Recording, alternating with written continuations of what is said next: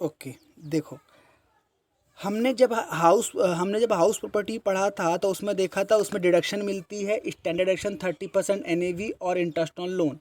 इसी तरीके से कैपिटल गेन हमने पढ़ा तो उसमें भी एग्जाम्पशन मिलती है 54 सीरीज, राइट। तो अभी जो हमने हेड्स पढ़े उसकी उसकी एग्जाम्पशन पढ़ी, मतलब उस पर्टिकुलर हेड की एग्जाम्पशन। अब हम ऐसा एग्जाम्पशन की लिस्ट पढ़ रहे हैं जो इनकम ही एग्जेम्प्ट है, वो किसी हेड की नहीं है, वो मतलब वो इनकम आपको अगर मिली तो वो एग्जेम्प्ट है, आपको उस पर टैक्स नहीं देना। तो उसे हम पढ़ते हैं, उसे हम बोलते हैं इनकम अंडर सेक्शन 10। यानी गवर्नमेंट ने, इनकम टैक्स ने सेक्शन 10 के अंदर कुछ ऐसी इनकम बता रखी हैं कि अगर वो हमें मिली हैं तो उस पर टैक्स लगता ही नहीं, मतलब उसको हम इनकम में जोड़ेंगे ही नहीं। इसका मतलब आप कोशिश करो, अगर आप टैक्स सेविंग करना चाहते हो तो आप कोशिश करो कि इन्हीं इनकम की अर्निंग करो। तो वो कौन कौन सी हैं वो हम देखते हैं। अब ये जो लिस्ट है ना, इसमें बहुत सारी इनकम है, 20-30 इनकम है, तो हम 20-30 नहीं पढ़ेंगे। रीज़न बीइंग कि इसका एक थ्योरी का क्वेश्चन आता है, कंपलसरी एक थ्योरी क्वेश्चन आता है, और उसमें पूछता है एनी 5 बता दो या एनी 10 बता दो, 10 से ऊपर नहीं आना। तो अगर मैं पूरी लिस्ट भी बताऊंगा तो आपको याद नहीं रहेगा, तो मैं आपको सिंपल लिस्ट याद करा रहा हूँ जो आपको बिल्कुल याद हो जाएगा, विद रीज़न बता रहा हूँ कि एग्जाम्प्ट क्यों है, तो आपको लर्न नहीं करना पड़ेगा, राइट। करें स्टार्ट। सबसे पहला है हमारे पास एग्रीकल्चर इनकम। देखो, गवर्नमेंट जो है फार्मिंग सेक्टर को बढ़ावा देना चाहती है, किसानों को बढ़ावा देना चाहती है, किसानों की इनकम को बढ़ाना चाहती है। इसीलिए अगर कोई पर्सन एग्रीकल्चर से इनकम जनरेट करता है तो उसकी इनकम को माफ़ किया गया है। अब यहाँ पे ये समझाया गया डिटेल में कि एग्रीकल्चर का मतलब क्या होता है। तो एग्रीकल्चर का मतलब होता है ऐसी एक्टिविटी जो लैंड से रिलेटेड है, और फर्टिकल्चर मतलब जो खेती से लिंक्ड भी है। मतलब एक होता है खेती करना और खेती से लिंक, खेती का लिंक मतलब एक होता है किसान फसल उगाता है, फिर उन फसलों पे बहुत सारा काम होता है, उसमें हार्वेस्टिंग होती है, थ्रेशिंग होती है, उनकी जो है ड्रिलिंग होती है, तो बहुत सारे उसमें एक्टिविटीज़ होती है, ठीक है। तो एग्रीकल्चर एक्टिविटी से कोई इनकम जनरेट करोगे, एग्रीकल्चर इनकम, तो वो माफ़ है। रीज़न भी मैंने बता दिया, राइट। नेक्स्ट हमारे पास सेकंड देखो क्या है। सेकंड हमारे पास है share of income from firm. अब देखो ये क्या है, जब आप पार्टनरशिप बिजनेस में काम करते हो तो आपको पार्टनरशिप से प्रॉफिट मिलता है, ठीक है ना। आपने पार्टनरशिप अकाउंट्स में सीखा होगा प्रॉफिट एंड लॉस कैलकुलेट करना। तो जब प्रॉफिट का बंटवारा होता है तो उसको, उसमें फर्म पहले ही टैक्स दे देती है, मतलब टैक्स फर्म पे कर देती है, फिर जो प्रॉफिट बचता है उसको पार्टनरशिप में डिस्ट्रीब्यूट होता है। तो क्योंकि फर्म ने प्रॉफिट पे टैक्स दे दिया, इसलिए जो पार्टनर्स को प्रॉफिट मिलेगा उस इनकम पे दोबारा टैक्स नहीं लगाते, क्योंकि वो डबल टैक्स हो जाएगा। समझ में आया। तो जो शेयर ऑफ प्रॉफिट फर्म से पार्टनर्स को मिल रहा है उस पे टैक्स नहीं है। क्लियर। नेक्स्ट देखिए, ये थर्ड जो है वो एक तरीके से सैलरी हेड की डिस्कशन है। सैलरी हेड में ये आता है कि किसी एम्प्लॉय को अगर मिलता है लीव, ट्रेवल कंसेशन और असिस्टेंस, जिसको शॉर्ट में बोलते हैं LTC LTA, to an Indian citizen employ. क्या लिखा है, लीव ट्रेवल कंसेशन क्या होता है। कभी कभी आप ऐसी कंपनी में काम करते हो कि कंपनी जो है आपके ट्रैवलिंग का खर्चा उठाती है, यानी कंसेशन मिलता है आपको, उसका अलाउंसेस मिल जाता है, तो वो पैसा अगर आपको कोई कंपनी दे रही है तो उस पर टैक्स नहीं है। शर्त यह है कि वो जो नागरिक है जिसको ये पैसा मिल रहा है वो इंडियन सिटीजन यानी इंडियन एम्प्लॉय होना चाहिए। बाहर के एम्प्लॉय को अगर यहाँ LTC मिल रहा है तो उस पर टैक्स लगेगा। Clear, right. नेक्स्ट आइए, पेज नंबर 3 पे आइए, पेज नंबर 3 नहीं 4 पे आइए, आप 4 पे आइए। पेज नंबर 4 में हेडिंग 5 देखें इसको। फिफ्थ हेडिंग लिखी हुई है retrenchment compensation receive by workman. मिला 10(10)(b), section 10 subsection 10(b). Retrenchment क्या होता है, retrenchment compensation receive by workman. Retrenchment का मतलब होता है जब कोई कंपनसेशन एम्प्लॉय को मिलता है किसी भी इंडस्ट्रियल डिस्प्यूट के अंडर में, जैसे मान लीजिए कोई मतभेद हो गया एम्प्लॉय से, या आप सही है आपको अमाउंट मिल रहा है, या आप नौकरी छोड़ रहे हैं तो आपका एम्प्लॉयर आपको एक रिगार्ड देना चाहता है, कुछ अमाउंट पे करना चाहता है क्योंकि आपने हमारी कंपनी में इतना टाइम बिताया, इतना समय अपनी लाइफ का दिया। तो रिट्रेंचमेंट रिटायरमेंट कंपनसेशन, नौकरी छोड़ते टाइम कुछ पैसा मिलता है, वो अगर मिल रहा है तो वो माफ़ है, क्योंकि वो आप ही का पैसा आपको मिल रहा है जो थोड़ा बहुत कट रहा था किसी भी रीज़न की वजह से। तो वो जो पैसा मिल रहा है उस पर हम टैक्स नहीं लगाना चाहते, that is exempt. Clear? Yes sir. Next 6 heading देखिए, कह रहा है retirement compensation from a public sector company और एनी अदर कंपनी। अब ये सिमिलर ही है पिछले जैसा। अब यहाँ पे अच्छा लिखा हुआ है, मतलब समझ में आ रहा है कि रिटायरमेंट कंपनसेशन, आप रिटायर हो रहे हैं, आपने इतने साल कंपनी में काम किया और अब आप काम करने के लायक भी नहीं रहेंगे क्योंकि अब आप बुजुर्ग हो गए या किसी भी रीज़न से अब आप काम नहीं करना चाहेंगे किसी भी और, तो आपको कंपनी क्या दे रही है? रिटायरमेंट कंपनसेशन, है ना। जैसे ग्रेचुटी पेंशन आपने सुना होगा, इसी तरीके से कंपनी क्या देती है? Retirement compensation. वो भी किस कंपनी से मिल रहा है? पब्लिक सेक्टर कंपनी से या फिर किसी भी कंपनी से, तो आपको वो माफ़ हो जाएगा, उस पर टैक्स नहीं लगेगा। Clear? Yes sir. Right. Next आइए 7th देखिए, any sum received under a life insurance policy. ये बहुत इंपॉर्टेंट है, एनी सम रिसीव। अब आप बताइए, आप अपने पैसों से LIC कराते हैं, हर महीने या 6-6 महीने या क्वार्टरली प्रीमियम जमा कराते हैं, तो अपने पैसों से कटौती करके प्रीमियम जमा कराते हैं ताकि आपका भविष्य सुरक्षित हो और जब आपको फ्यूचर में नीड हो तो आपको अमाउंट मिले। अब वो LIC ने आपको अमाउंट दिया 5-10 साल के बाद, तो क्या उस पर हम टैक्स लगा दें? क्यों लगा दें tax?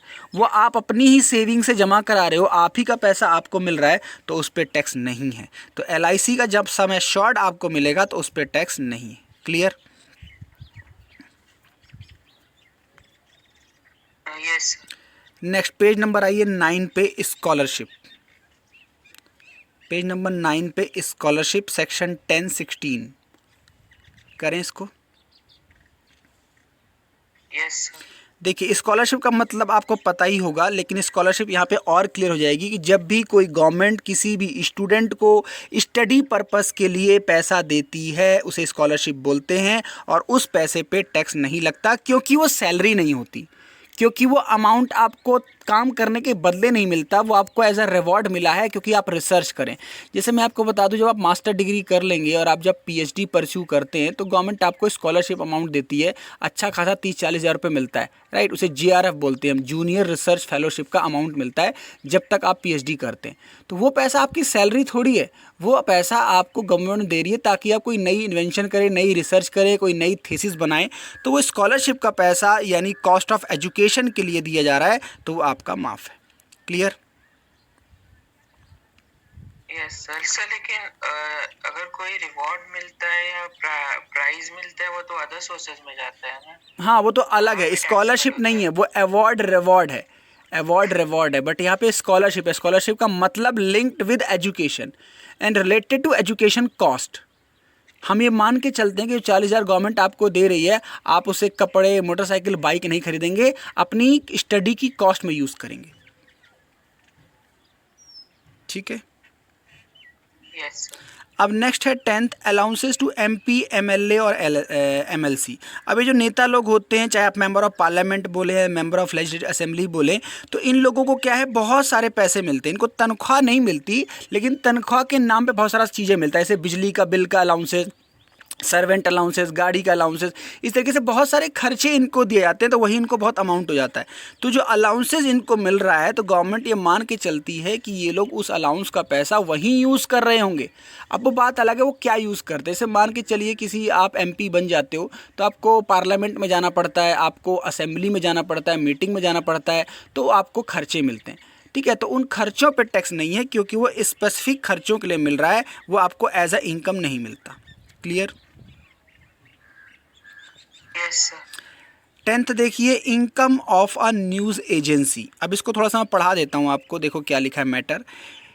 In case there is any income of a news agency set up solely in India for collection and distribution of news and which is so notified in this behalf shall be fully exempted provided such income or accumulated income is used solely for collection and distribution of news and not to be distributed in any manner among its member. कई news agencies होती हैं जो news collect करके फिर ultimately अपने news bodies को देती हैं, फिर वो न्यूज़ डिस्ट्रीब्यूट होता है पूरे वर्ल्ड में। तो अगर आप न्यूज़ एजेंसी हैं और आपको कोई इनकम दे रहा है कि आप न्यूज़ बटोरिए, लोगों को बताइए क्या चल रहा है देश दुनिया में, तो उस इनकम पे टैक्स नहीं है, क्योंकि वो इनकम के लिए दे रहे। फिर वही बार बार लॉजिक आ रहा है, वो स्पेसिफिक पर्पस के लिए दे रहे, तो वो पर्पस पे जो पैसा दे रहे हैं उस पर हम टैक्स नहीं लगा रहे। सैलरी तो आपको अलग से मिलती होगी, ठीक है। Yes sir. अब 12th देखिए, income of some professional institution. जैसे मान लीजिए आप कहीं से आप जो कोर्स कर रहे हैं, ACCA कर रहे हैं, कोई लोग CFA करता है, कोई CA करता है, कोई लॉ, CMA USA। हाँ CMA USA करता है। तो ऐसी ये प्रोफेशनल बॉडीज़ के थ्रू रन होते हैं। ये जो कोर्सेज़ हैं ये यूनिवर्सिटी वगैरह नहीं चलाती हैं, प्रोफेशनल एसोसिएशंस हैं। तो यहीं पे हमारे इंडिया में जैसे प्रोफेशनल एसोसिएशन है, लॉ के हैं, मेडिकल के हैं, अकाउंटेंसी के हैं। जैसे मैं बात करूँ तो ICAI, institute of chartered accountants of India, है ना, institute of bar council of India. तो इन प्रोफेशनल बॉडीज़ की, ICSI, ICMAI, है ना, तो इन प्रोफेशनल बॉडीज़ को जो इनकम होती होगी by whatever name called, चाहे वो फीस के थ्रू लेते हो, चाहे इनको दान पुण्य मिलता हो, चाहे गवर्नमेंट देती हो, है ना, स्टूडेंट के वेलफेयर के लिए, तो उस इनकम पे हम टैक्स नहीं लगा रहे, क्योंकि रीज़न वही है, वेलफेयर जुड़ा हुआ है और स्पेसिफिक पर्पस जुड़ा हुआ है। क्लियर? Yes sir. 13 देखो क्या बोलता है, income of certain authorities set up to manage religious. लेकिन एक चीज है, जैसे किसी बाहर के प्रोफेशनल बॉडी ने अपने एक सेंटर खोले इंडिया में ताकि एग्जाम ले सके, लेकिन वो तो इंडियन सिटीजन नहीं है वो। हाँ, तो हम उसकी तो बात ही फिर नहीं इन कर लोगों को टैक्स नहीं रहे, चाहिए। उनको देना पड़ेगा। हम यहाँ की बात कर रहे हैं income of some professional institution जो हमारे यहाँ की हैं, बाहर की हैं तो उनको जो फीस मिल रही है उस पर तो हम टैक्स लेंगे अगर वो यहाँ एग्ज़ाम कंडक्ट कराएंगे। Okay sir. 13 देखिए क्या कहता है, income of certain authorities set up to manage religious and charitable institution. ये भी आपको समझ में आ गया होगा कि कई चैरिटेबल इंस्टीट्यूशंस ऐसे होते हैं जो गुरुद्वारा का, मंदिर का या मस्जिद का वेलफेयर के लिए काम करते हैं, उनकी बॉडीज़ होती हैं। तो वो किस लिए काम करते हैं, उनका सेटअप ही किस लिए किया है कि जो धार्मिक स्थल है उसको आप मैनेज करो, उस पर आप लोगों को वेलफेयर के लिए काम करो, या आप चैरिटेबल इंस्टीट्यूशंस हैं तो जो भी इनकम आपको दान पुण्य के हिसाब से मिलती होगी, जो गवर्नमेंट दान करती होगी, उस पे टैक्स नहीं लगाएंगे, वो इनकम एग्जेम्प्ट। ठीक है। Yes sir. नेक्स्ट है इनकम ऑफ म्यूचुअल फंड्स। अब इसको मैं पढ़ा देता हूँ थोड़ा सा आपका। म्यूचुअल फंड का कॉन्सेप्ट ये होता है कि म्यूचुअल फंड एक बॉडीज़ होती हैं जो लोगों से, रिटेल इन्वेस्टर से या फुटकर में लोगों से पैसे लेती हैं और फिर कलेक्ट करके एक अमाउंट इन्वेस्ट करती हैं मार्केट में, फिर रिटर्न कमाती हैं, लोगों को रिटर्न देती हैं। तो म्यूचुअल फंड एक बॉडी है, तो इसके लिए कह रहा है उनकी इनकम पे टैक्स नहीं है। इसके बारे में क्या लिखा है देखिए, any income of the following mutual fund is exempt. Following mutual fund यानी दो कंडीशन कह रहा है, वो क्या, mutual fund registered under security exchange board of India, यानी कोई भी म्यूचुअल फंड जो सेबी के अंडर में लाइसेंस नहीं ले रखा उसकी इनकम पे हम टैक्स लगाएंगे। दूसरा, mutual fund setup by public sector bank होना चाहिए, पब्लिक फाइनेंशियल इंस्टीट्यूशन होना चाहिए, ऑथराइज बाय RBI। मतलब हम ये कहना चाह रहे हैं कोई भी म्यूचुअल फंड अगर उसने लाइसेंस सेबी से नहीं लिया और वो पब्लिक सेक्टर बैंक का नहीं है, पब्लिक फाइनेंशियल इंस्टीट्यूशन में नहीं आता, जिसने RBI से लाइसेंस लिया हो, उसको हम माफ़ नहीं करेंगे, बाकी सबको माफ़ करेंगे। बात समझ में आई? मतलब mutual fund registered under SEBI and RBI की इनकम एग्जेम्प्ट है, बाकी सारे म्यूचुअल फंड पे टैक्स लगेगा। क्लियर? Yes sir. 15th बहुत आसान है, income of employees state insurance fund. अब ये क्या है, जिस तरीके से LIC का पैसा कट कट के आपको लास्ट में मिला, इस तरीके से जब आप जॉब करते हैं तो गवर्नमेंट ने ESI PF का रूल बना रखा है कि एक स्पेसिफाइड अमाउंट से कम अगर आप जॉब पे काम करते हो उतनी सैलरी मिलती है, तो एम्प्लॉयर पे लायबिलिटी डाली गई है कि आपको एम्प्लॉय का ESI PF काटना है, ताकि अगर कोई इमरजेंसी आ जाए तो वो वहाँ से फंड यूज़ कर सके। तो आप ही का पैसा कट के आपको ही मिला ESI का, तो उस पर टैक्स नहीं है। ठीक है। Yes sir. नेक्स्ट आइए 18 पॉइंट पे आइए, 18 पॉइंट पे पेज नंबर 10 करें। तो 17 पॉइंट नहीं, उसको किसी और चैप्टर में कराऊंगा, एक चैप्टर आएगा क्लबिंग ऑफ इनकम। आप 18 पे आइए। 18 पॉइंट कहता है income by way of dividend from Indian company. अब आप ये समझिए, डोमेस्टिक कंपनी यानी इंडियन कंपनी अगर डिविडेंड देती है तो वो एग्जम्प्ट होता है, माफ़ होता है, क्योंकि कंपनी पे ऑलरेडी टैक्स लग के डिविडेंड डिस्ट्रीब्यूट होता है। I am repeating, Indian company जब इंडियन शेयर होल्डर को डिविडेंड देती है तो उस पर ऑलरेडी उसको डीडीटी देना पड़ता है, that is dividend distribution tax.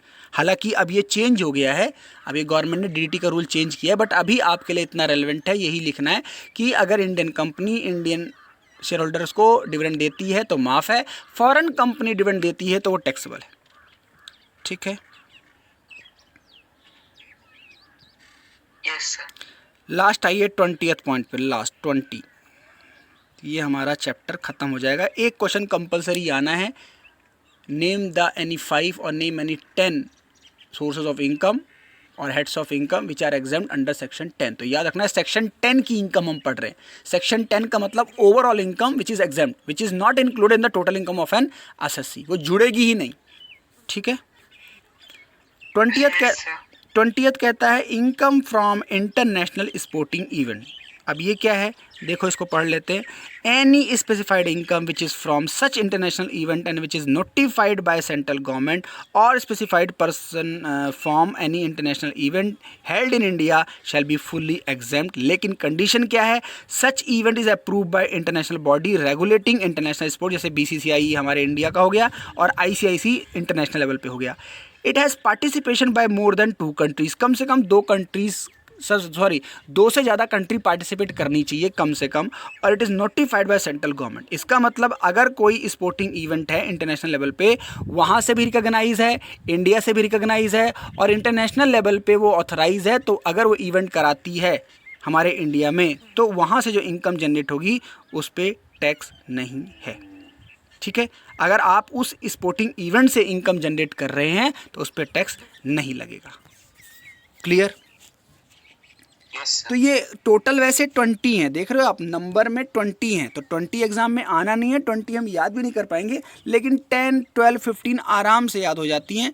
ठीक है, एक बार आप इसको रिवाइज करोगे तुरंत आराम से आ जाएगी। मैंने विद रीज़न करा दिया ताकि आपको रटना ना पड़े कि क्यों ऐसा माफ़ है, इसका रीज़न क्या है माफ़ करने का। तो एक बार आप और इस वीडियो को देखोगे जो मैं बना रहा हूँ तो आपको बिल्कुल क्लियर हो जाएगी।